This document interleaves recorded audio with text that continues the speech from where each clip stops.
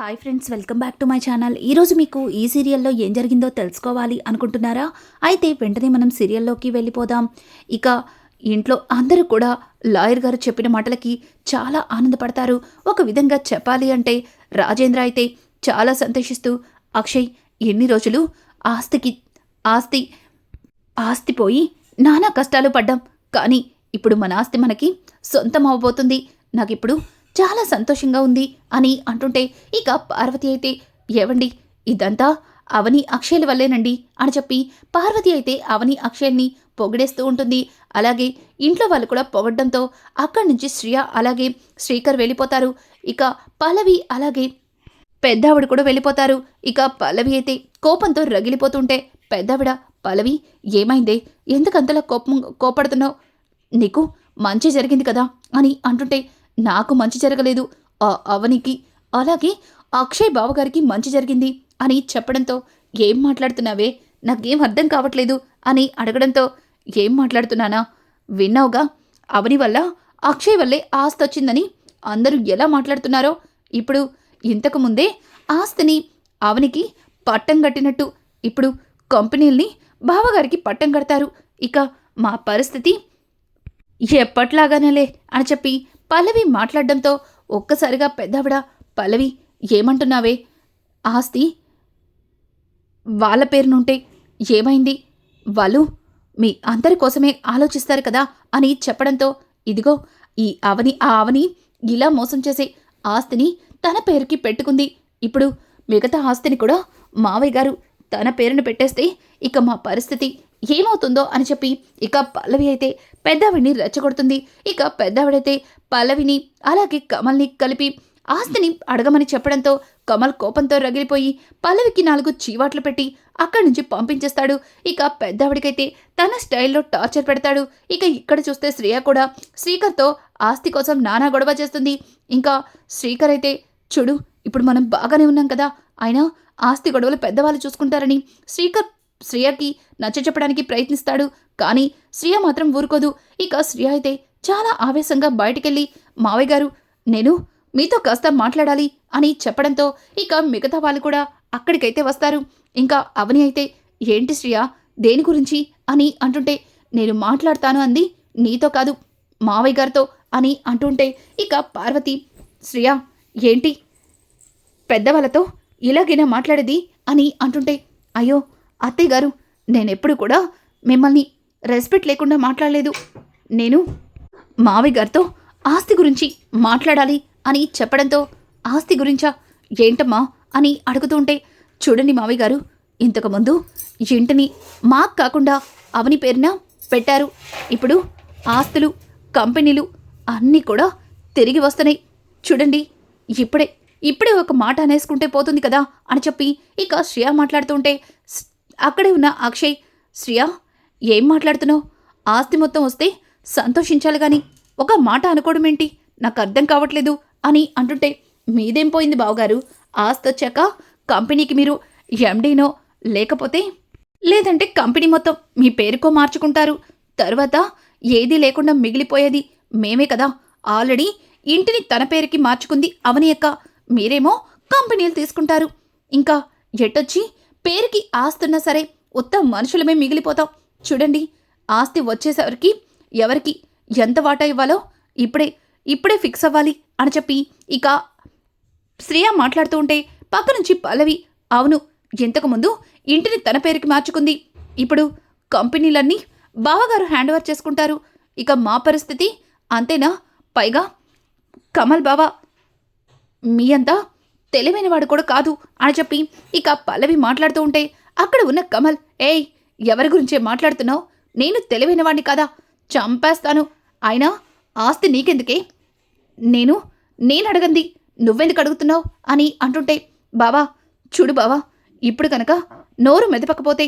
తర్వాత రేపొద్దున నువ్వు నేను మన పిల్లలతో నడి రోడ్డున నిలబడవలసి ఉంటుంది అని చెప్పి ఇక పల్లవి మాట్లాడుతూ ఉంటే ఇక అవని, ఏయ్ నువ్వు ఆస్తి గురించి మాట్లాడడానికి లేదు, నోరు మూసుకొని ఉండు అని అంటుంటే ఇక శ్రియ, సరే తను ఆస్తి గురించి మాట్లాడదు కానీ నేను మాట్లాడొచ్చు కదా, నా ఆస్తిని నాకు ఇచ్చేయండి, మా వాటా మాకు ఇచ్చేస్తే మా మా దారి మేము పోతాం అని చెప్పి ఇక శ్రేయ మాట్లాడుతూ ఉంటే ఇంతలో పార్వతి అసలు ఏంటిది, ఇంతవరకు ఆస్తి చేతికి రాలేదు, రాకముందే ఇంతలా కొట్లాడుకుంటున్నారు అని చెప్పి ఇక పార్వతి మాట్లాడుతుంటే అత్తయ్య ఒకరి మోచేతి కింద బ్రతకాల్సిన అవసరం మాకు లేదు.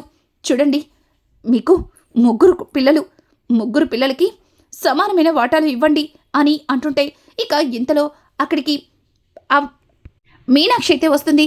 మీనాక్షి, ఏంటమ్మా ఇది, ఆస్తుల కోసం ఇలా కొట్లాడుకోవడం ఏంటమ్మా, మీది ఉమ్మడి కుటుంబం, మీరందరూ కలిసి ఉంటేనే చాలా బాగుంటుంది, ఇలా ఆస్తులు పంచుకోవడం ఏంటమ్మా అని చెప్పి ఇక మీనాక్షి మాట్లాడుతూ ఉంటే శ్రేయ మీనాక్షి దగ్గరకొచ్చి, చూడండి, ఆస్తి గురించి మీకు అనవసరమైన విషయం, అయినా ఇంకొకసారి ఆస్తి గురించి మాట్లాడితే మీకు మర్యాద దక్కదు అని అంటుంటే ఇక అక్షయ్ అయితే, చూడు శ్రేయ, మా అత్తయ్య గారి గురించి ఇలా రెస్పెక్ట్ లేకుండా మాట్లాడితే నీకు మర్యాద దక్కదు అని చెప్పి ఇక అక్షయ్ కూడా శ్రేయకి వార్నింగ్ ఇస్తాడు.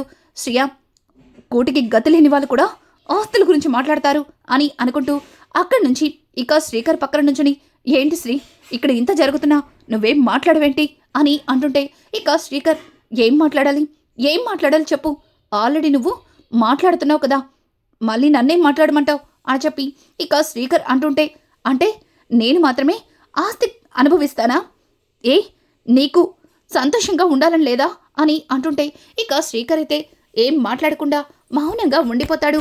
ఇంకా అక్షయ్, చూడు శ్రీకర్, చూడు కమల్, అందరం కలిసే ఉందాం, ఉమ్మడిగా ఉన్న ఈ ఆస్తిని ఎప్పటికీ విడగొట్టద్దు అని అంటుంటే ఇక పల్లవి అలాగే శ్రేయ ఇద్దరు కూడా, లేదు, ఇప్పుడు ఈ ఆస్తిని మీరే అనుభవిస్తారు, ఆల్రెడీ ఇంటిని నీ భార్య తన పేరుకి మార్చుకుంది, అలాగే కంపెనీలు చూసుకునే పనిలో కంపెనీ బాధ్యతలన్నీ తమరు తీసుకుంటారు, ఇక మాకు మిగిలేదేంటి, చెప్ప తప్పించి అని చెప్పి ఇక శ్రేయ అలాగే పల్లవి ఇద్దరు కూడా కోపంతో రగిలిపోతుంటారు. ఇక మీనాక్షి అయితే, చూడండి, ఆస్తి గురించి ఇలా మీరు తగాదాలు పడ్డం అస్సలు బాగాలేదు అని అంటుంటే, మీకు ఒక్కసారి చెప్తే అర్థం కదా, అయినా కోటికి గతి లేని వాళ్ళు ఆస్తుల గురించి మాట్లాడుతున్నారు, అయినా ఆస్తి విలువలు మీకేం తెలుసు, అది లేదనే కదా మీ పిల్లల్ని చాలా తెలివిగా మా ఇంటికి పంపించారు అని చెప్పి ఇక పల్లవి అలాగే శ్రేయ ఇద్దరు కూడా మీనాక్షి గురించి అవమానిస్తూ మాట్లాడతారు. అవని అయితే, శ్రేయ చూడు, ఇంకొక్కసారి మా అమ్మ గురించి తప్పుగా మాట్లాడితే మాత్రం తర్వాత నా చేతికి పని చెప్పాల్సి ఉంటుంది, ఆల్రెడీ పల్లవికి నా దెబ్బ ఎలా ఉంటుందో బాగా తెలుసు, ఒకసారి చూపించమంటావా అని చెప్పి అవని అయితే ఇక శ్రేయ మీదకి వెళ్తుంటే శ్రేయ ఒక అడుగు వెనక్కి వేసి సారీ అని చెప్పేసి ఇక రాజేంద్రతో, ఏంటి మావయ్య గారు, ఇక్కడ ఇంత గొడవ జరుగుతున్నా మీరేం మాట్లాడరేంటి అని చెప్పడంతో ఇక రాజేంద్ర అయితే, ఏం మాట్లాడమంటారు, ఆస్తుల కోసం ఇంత నీచంగా మీరు కొట్లాడుకుంటుంటే ఇక ఏం చెప్పమంటారు, నాకు ఇలా జరుగుతుందని ముందే తెలిసి మన లాయర్తో అన్ని పేపర్సు రెడీ చేపించాను పార్వతి అని చెప్పి ఇక పార్వతితో చెప్పడంతో పార్వతి లోపలికి వెళ్ళి కబోర్డ్లో నుంచి కొన్ని పేపర్స్ని తీసుకొస్తుంది. ఇంకా ఆ పేపర్స్లో కొన్ని పేపర్స్ని శ్రేయకి అలాగే మరికొన్ని పేపర్స్ని పల్లవికి ఇంకా మిగిలినవి అవని చేతిలో పెడుతుంది. ఒక్కసారిగా శ్రేయ అలాగే పల్లవి ఇద్దరు కూడా వాళ్ళ ఆస్తి పత్రాలని చూసి షాక్ అయిపోతారు. ఇక శ్రేయ అయితే, ఇదెక్కడి అన్యాయం, ఆస్తిలో సగభాగం బావగారికిచ్చి మిగతా సగాన్ని మా ఇద్దరికి ఇవ్వడం ఏం బాగాలేదు, అయినా ముగ్గురు కొడుకులున్నప్పుడు ముగ్గురికి సమానంగా ఇవ్వాలి కాబట్టి కావని ఇలా సగాన్ని మీ పెద్ద కొడుక్కిచ్చి మిగతా సగాన్ని మాకివ్వడమేంటి అని చెప్పి ఇంకా పల్లవి అలాగే శ్రేయ ఇద్దరు కూడా నానా గొడవ చేస్తారు. ఇంకా రాజేంద్ర అయితే, చూడండి, నిజానికి మనం ఉంటున్న ఆస్తి మొత్తం అక్షయ్ది మాత్రమే, అక్షయ్ అంగీకారం లేకుండా తన కన్న తండ్రిగా ఆస్తిలో సగభాగాన్ని తీసుకుని మీ ఇద్దరికి పంచుతున్నాను అని అంటుంటే ఒక్కసారిగా ఇక పల్లవి అలాగే శ్రేయ ఇద్దరు కూడా షాక్ అయిపోతారు. ఇక శ్రీకర్ అయితే, ఏం మాట్లాడుతున్నారు నాన్న, ఆస్తి మొత్తం అన్నయ్యదా అని చెప్పి ఇంకా శ్రీకర్ మాట్లాడుతూ ఉంటే, అవును, ఇప్పుడు మనం అనుభవిస్తున్న ఆస్తి మొత్తం అక్షయ్దే అంటే అక్షయ్ వల్ల అమ్మది అని చెప్పడంతో ఇక పల్లవి సైలెంట్ అయిపోతుంది. ఇక శ్రియ మాత్రం, చూడండి మావయ్య గారు, ఆస్తి మొత్తం అక్షయ్ బావగారి వాళ్ళమ్మగారిదా అని అంటుంటే, అవునమ్మా, మీకు అసలు విషయం తెలియదేమో. నిజానికి అక్షయ్ కన్న తల్లి పార్వతి కాదు. అక్షయ్ తల్లి పేరు అనురాధ. అక్షయ్ నా పెద్ద భార్య కొడుకు. మేమున్న ఆస్తి మొత్తం అనురాధది. అనురాధ ఆస్తిని నేను నా తెలివితేటలతో బిజినెస్ పెట్టి కాస్త ఎక్కువ చేశాను. తర్వాత అక్షయ్ బిజినెస్లోకి దిగిన తర్వాత నా ఆస్తి రెండింతలు పెరిగింది. ఆస్తి నిజానికి అక్షయ్ది. అలాగే నేను సంపాదించిన భాగాన్ని మాత్రమే మీ ఇద్దరికీ పంచుతున్నాను అని చెప్పి ఇక రాజేంద్ర చెప్పిన మాటలకి, చూసారా అత్తయ్య గారు ఈ తేడా? బావగారిని మీ కన్న కొడుకు కాకపోయినా మీ సొంత కొడుకులా చూసుకున్నారు, కానీ ముగ్గురు కొడుకుల్ని మావయ్య గారు వేరు చేసేశారు అని చెప్పి పల్లవి మాట్లాడుతూ ఉంటే, ఇక పెద్దావిడైతే, ఏ పల్లవి, ఇంకొకసారి అలా మాట్లాడవంటే వీలు కాదు, నేను నీ పళ్ళు రాలకొడతాను. చూడు, మీ మావయ్య గారు చెప్పింది నిజం. నువ్విప్పుడు లేనిపోని గొడవలు రేపి పార్వతి మనసును బాధ పెట్టమాకు అని అంటుంటే, ఇక పార్వతి బాధతో అక్కడి నుంచి వెళ్ళిపోతుంది. ఇక అక్షయ్, నాన్న, ఏంటి నాన్న ఇదంతా? ఆస్తిని సమాన భాగాలుగా పంచినా నేనంతా బాధపడేవాణ్ణి కాదు, కానీ నన్ను వేరు చేయటం నాకేమాత్రం కూడా నచ్చలేదు అని చెప్పి ఇంకా అక్షయ్ అయితే రాజేంద్రతో అంటుంటే, రాజేంద్ర, చూడు అక్షయ్, నువ్వు అవునన్నా కాదన్నా ఇది నిజం. ఈ ఆస్తి సగభాగం నీకివ్వడమే న్యాయం. చూడు, ఇట్లాంటిదేదో జరుగుతుందని ముందుగానే నేను వీలునామాని రాయించాను అని అంటుంటే, ఇక అవని దగ్గరికెళ్ళి, అవని, నేను ఈ ఆస్తిని తీసుకోవాలి అనుకోవట్లేదు, దానికి నీ ఆలోచన ఏంటి అని అడగడంతో ఇక అవని అయితే అక్షయ్తో, ఏవండి, ఎక్కడ నేను దీని గురించి మాట్లాడితే మీరు బాధపడతారేమోనని ఇంతసేపు మౌనంగా ఉన్నాను. ఇందులో చెల్లి గవ్వ కూడా మనకొద్దండి. ఆస్తి మొత్తాన్ని కమల్కి శ్రీకర్కి ఇవ్వండి. వాళ్ళు చిన్నవాళ్ళు, ఆస్తితో సంతోషంగా ఉంటారు. మనం బతికి చెడిన వాళ్ళం. మనకి ఎవరితో ఎలా ఉండాలో తెలుసు. మనం మొదటి నుంచి వద్దామండి అని చెప్పి ఇక అవని చెప్పిన మాటలకి అక్షయ్ చాలా ఆనందపడతాడు. ఇక రాజేంద్ర అయితే, రే అక్షయ్, అమ్మా అవని, ఏంటమ్మా ఇదంతా అని అంటుంటే, ఇక పార్వతి కూడా లోపల నుంచి బయటకొచ్చి, చూడమ్మా, ఆస్తి వద్దని నువ్వు నీ సంస్కారాన్ని రెట్టింపు చేసుకున్నావు, కానీ ఇలా అక్షయ్ ఆస్తిని అన్యాయంగా లాక్కొని నా పిల్లలు తప్పు చేయకూడదు అని చెప్పి పార్వతి అంటుంటే, ఇక అక్షయ్, అమ్మా, ఏంటమ్మా నా పిల్లలు అంటున్నావు? అంటే నేను నీకు కొడుకుని కదా అని చెప్పి ఇక అక్షయ్ అంటుంటే, రే అక్షయ్, వాళ్ళకంటే నువ్వే నాకెక్కువ, కానీ మీ నాన్నే నిన్ను వేరు చేసి మాట్లాడుతున్నారు.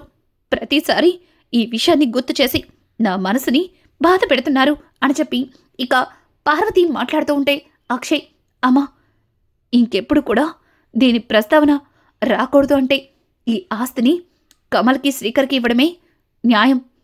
నానా, మీరు సంపాదించిన ఆస్తి తమ్ముళ్ళిద్దరికీ ఇచ్చారు.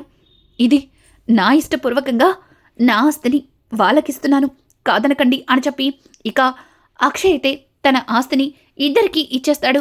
అలాగే అవనితో, అవని, మనం వెళ్దామా అని అంటుంటే ఒక్కసారిగా ఇక కమలైతే, అన్నయ్య, ఎక్కడికన్నయ్య, ఆస్తిని వద్దంటున్నా ఇస్తున్నావు. సరే, నీ మాటని కాదనలేక తీసుకుంటాను, కానీ మీరెక్కడికి వెళ్తారు అని అంటుంటే, రే కమల్, ఎన్ని రోజులు అందరం ఒకే ఇంట్లో కలుసున్నాం, కానీ ఆస్తుల గొడవ మొదలైన తర్వాత ఇక అందరం ఒకే దగ్గర ఉండలేమని అర్థమైపోయింది. అందుకే వెళ్తున్నాం.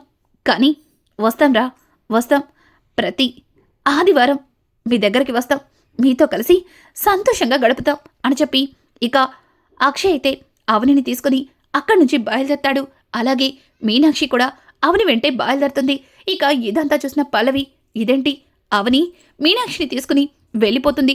ఒకవేళ అలా వెళ్ళిపోతే మీనాక్షి మా ఆస్తి మొత్తం అవనికి ఇచ్చేస్తే తర్వాత అవని అవని ఆ ఆస్తిలో నాకు చిల్లి గవ్వ కూడా దక్కనివ్వదు అని చెప్పి ఇక పల్లవి అయితే అవని వైపు చూసి భయపడుతూ ఉంటుంది. ఇంకా వీళ్ళ ముగ్గురు కూడా అలా వెళ్ళిపోతారు. ఇక ఇంతలో పార్వతి అయితే కొన్ని పేపర్స్ని అవని దగ్గరికి తీసుకెళ్ళి అమ్మా అవని అని అంటుంటే ఇక అవని అయితే ఏంటమ్మా అని ఇక మీనాక్షిని అడుగుతుంటుంది. మీనాక్షి కొన్ని డాక్యుమెంట్స్ని అవని చేతికిచ్చి అమ్మా అవని ఇవి మీ నాన్నగారు నాకిచ్చిన ఆస్తి, దీన్ని నీకు భరత్కి చెందేలాగా వీల్నామా రాయించాను అని అంటుంటే ఒక్కసారిగా అవని షాక్ అయిపోతుంది. అమ్మా ఏం మాట్లాడుతున్నావు అని అంటుంటే అవునమ్మా, మీ నాన్న నన్ను పెళ్లి చేసుకుని నా జీవితాన్ని నాశనం చేశారు. అలాగే డబ్బు కోసం మరొకరిని ప్రేమించి పెళ్లి చేసుకున్నాడు. ఎక్కడ నేను ఆయన జీవితంలోకి మళ్ళీ అడుగు పెడతానేమో అన్న భయంతో ఆయన ఆస్తి మొత్తం నాకు అలాగే నా పిల్లలైన మీకు చెందేలాగా వీల్నామా రాసిచ్చారు. ఇదిగో అమ్మా తీసుకోండి అని చెప్పి ఇక మీనాక్షి ఇచ్చిన పేపర్లని అవని చూసి షాక్ అయిపోతుంది. అంటే ఇప్పుడు చక్రధర్ బాబాయ్ పేరు మీదున్న ఆస్తి మొత్తం నాకు భరత్కి చెందుతుందా అని అడగడంతో ఇక మీనాక్షి అయితే ఇంకా బాబాయ్ ఏంటమ్మా అని అంటుంటే ఇక అవని అయితే అమ్మా ఆయన నన్ను మనస్ఫూర్తిగా కూతురిగా ఒప్పుకునే రోజే ఆయన్ని నాన్న అని పిలుస్తాను. అంతవరకు నన్ను ఇలానే ఉండనివ్వమ్మా అని చెప్పి అవని అయితే ఇక మీనాక్షికి చెప్తుంది. మీనాక్షి కూడా మౌనంగా ఉండిపోతుంది. ఇక వెళ్తూ వెళ్తూ అవని అయితే పార్వతికి అలాగే ఇక రాజేంద్ర కాళ్ళకి నమస్కారం పెట్టుకుని మావి గారు మమ్మల్ని క్షమించండి వెళ్తున్నామని చెప్పి అక్కడి నుంచి వెళ్ళిపోతుంటారు. ఇక ఇంతలో అవని అయితే పల్లవి అయితే అవనికి ఎదురొస్తుంది. ఇక అవని ఎవండి ఇప్పుడే వస్తాను అని చెప్పి ఇంకా పల్లవి దగ్గరికి వెళ్తుంది. పల్లవి చూసావుగా, నన్ను ఇంటి నుంచి గెంటేయాలి అనుకున్నావు, కానీ నిన్ను ఇంటి నుంచి ఎట్లా పంపించేశానో, కానీ ఆస్తి గురించి నాకు మాట్లాడే హక్కు లేదన్నావు, కానీ ఆస్తి మొత్తం నా సొంతమైంది అని చెప్పి ఇక పల్లవి అయితే తెగ సంబరపడిపోతుంటే అవని తన చేతిలో ఉన్న కొన్ని డాక్యుమెంట్స్ని పల్లవికి చూపిస్తుంది. ఒక్కసారిగా పల్లవి ఆ డాక్యుమెంట్స్ చూసి ఇవేనా నాన్న రాసిచ్చిన డాక్యుమెంట్స్ అంటే ఇప్పుడు అవని ఆస్తి మొత్తం తనదంటుందా అని చెప్పి ఇక పల్లవి అయితే భయపడుతూ అవని వైపు చూస్తుంటే ఏంటి అంతలా భయపడుతున్నావు, నువ్వు వీటిని చూసి భయపడుతున్నావంటే నీకు అంత తెలుసని నాకు అర్థమైంది అని చెప్పి పల్లవిని అంటుంటే పల్లవి నాకేం తెలుసు, నాకేం తెలీదు, ఏంటవి అని అంటుంటే ఇక చాలు పల్లవి, నువ్వు వాడుతున్న నాటకాలు చాలు.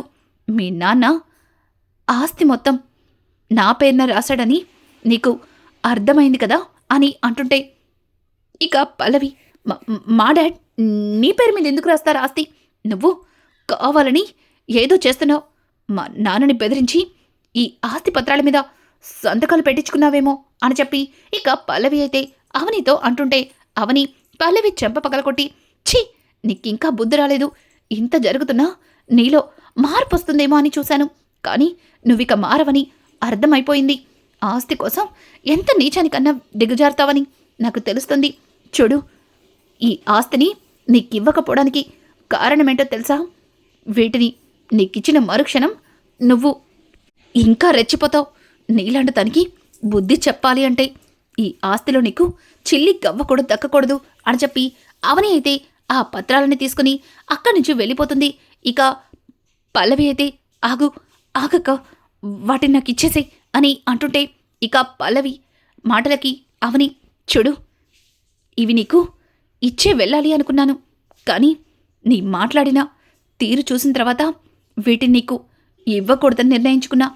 అలాగే మీ నాన్న మా నాన్న అన్న సంగతి నీకు తెలుసు కాబట్టి చెప్తున్నాను, మీ నాన్న నువ్వు కలిసి తల కింద తపస్సులు చేసినా సరే ఈ ఆస్తిలో చిల్లి గవ్వ కూడా మీకు దక్కదు అని చెప్పి ఇక పల్లవి అయితే అవని అయితే పల్లవికి గట్టి వార్నింగ్ ఇచ్చి అక్కడి నుంచి వెళ్ళిపోతుంది. ఇక పల్లవి మీనాక్షి దగ్గర వాళ్ళ నాన్న రాసిచ్చిన ఆస్తి పత్రాలని ఎలా తీసుకోబోతుంది, అలాగే అవని పల్లవికి ఎలా బుద్ధి చెప్పబోతుంది? ఇక ఇంట్లో అందరికీ కూడా మీనాక్షి భర్త చక్రధరేనని, ఇక చక్రధర్ మీనాక్షి జీవితాన్ని పాడు చేశాడని, అవని కన్న తండ్రి చక్రధరే అన్న విషయాలని ఎలా తెలుసుకోబోతున్నారు? ఇట్లాంటి లేటెస్ట్ ఎపిసోడ్స్ మీకు మరిన్ని కావాలి అనుకుంటే మా ఛానల్ని సబ్స్క్రైబ్ చేసుకోవడం మాత్రం మర్చిపోకండి. Thanks for watching. Hi friends, welcome back to my channel. ఈరోజు మీకు ఈ సీరియల్లో ఏం జరిగిందో తెలుసుకోవాలి అనుకుంటున్నారా? అయితే వెంటనే మనం సీరియల్లోకి వెళ్ళి